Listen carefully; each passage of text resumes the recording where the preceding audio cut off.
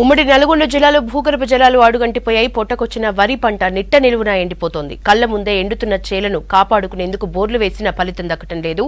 100 ఫీట్లు బోరు వేసినా చుక్క నీరు రావటం లేదు. పెట్టుబడి పెట్టి సాగు చేస్తున్న పంటలు ఎండి అప్పు తెచ్చిన వేసిన బోర్లు పడక అన్నదాతలు అరిగోసపడుతున్నారు.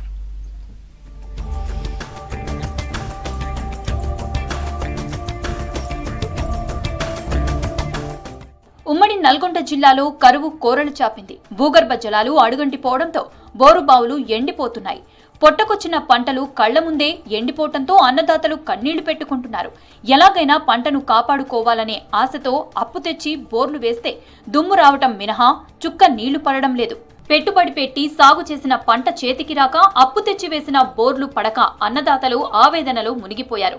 చివరి దశలో ఉన్న పంటను కాపాడుకునేందుకు కొంతమంది రైతులు వాటర్ ట్యాంకర్లతో నీటిని కొనుగోలు చేసి పొలంలో పోయిస్తున్నారు.